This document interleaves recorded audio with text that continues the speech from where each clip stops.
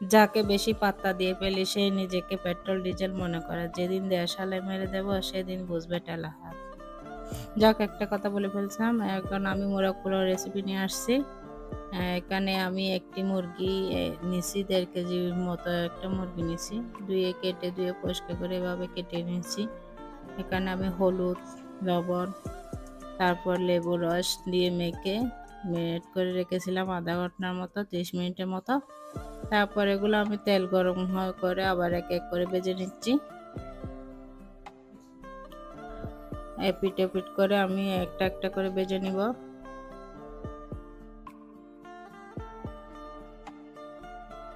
এর পাশে আমি 4টা ডিম সিদ্ধ করে নিয়েছি।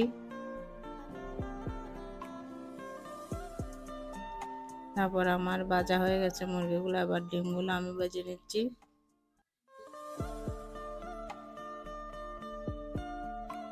ডিমগুলো এপিট এপিট করে নাড়াচাড়া করে ডিমগুলো ভেজে নিচ্ছি। এবার আমি ওখানে পেস্ট বেরেস্তা করে নিয়েছি, এটা দেখাতে ভুলে গেছি। তারপর আমি এখানে দালচিনি, এলাচি, তেজপাতা এগুলো তেলের মধ্যে দিয়েছি। রসুন, আদা বাটা, বাদাম বাটা, সর্ষে বাটা সবগুলো এক এক করে দিয়ে দিয়েছি, নাড়াচাড়া করে নিচ্ছি। এবার আমি পেঁয়াজ, কাঁচামরিচ এগুলো ব্লেন্ডার করে আবার দিয়ে দিচ্ছি। এগুলো নাড়াচাড়া করে নিচ্ছি, কষিয়ে নিচ্ছি ভালোভাবে। টমেটো কুচি দিয়েছি, স্বাদ মতো লবণ দিয়েছি, হলুদ গুঁড়ো, মশলা গুঁড়ো দিয়েছি, দিয়ে নাড়াচাড়া করে নিচ্ছি, ভালোভাবে কষিয়ে নিব। আবার অল্প করে আমি পানি দিয়েছি, আবারও কষাতে হবে।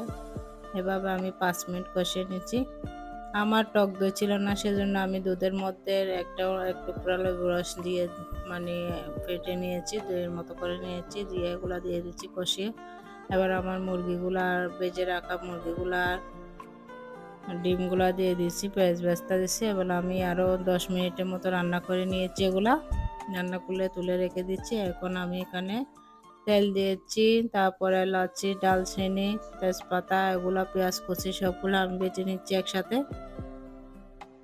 আবার এখানে আমি রসুন বাটা, আদা বাটা, সর্ষে বাটা, বাদাম বাটা সবগুলো একসাথে নিয়ে কষিয়ে নিচ্ছি। কষিয়ে এবার এখানে আমার চিনি গুঁড়া, পোলাও চাল এগুলা ধুয়ে রাখা ছিল, এগুলা সবগুলা দিয়ে ঢেলে নিয়েছি। ঢেলে এবার আমি ভেজে নিচ্ছি চাউলগুলা।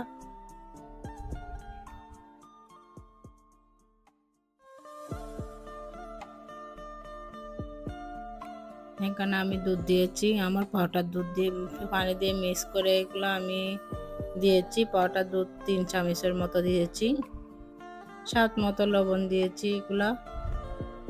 তারপর ওখানে আমি মুরগি রান্না করছি, যে এগুলা মরিচগুলা সব একসাথে করে দিয়ে দিচ্ছি, আবার ভাজাগুলো এগুলা দিয়ে দিচ্ছি একসাথে করে। এবার নাড়াচাড়া করে নিয়ে আমি 10 মিনিটের মতো আলু বড়া দিচ্ছি, টক টক আলু বড়াগুলা দিয়ে আবার নাড়াচাড়া করে নিচ্ছি। পরে আমি পেস্ট বেরেস্তাগুলো আবার দিয়ে দিচ্ছি।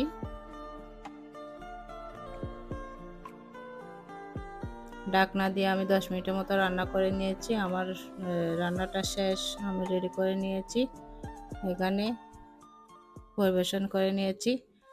তো এগুলা খেতে অনেক মজা, টেস্ট। এডিটিং করার সময় আমার এমনি জিহ্বাতে জল চলে আসছে। আমার রেসিপি পেতে ভালো লাগলে লাইক, কমেন্ট, শেয়ার করবেন, সাবস্ক্রাইব করবেন।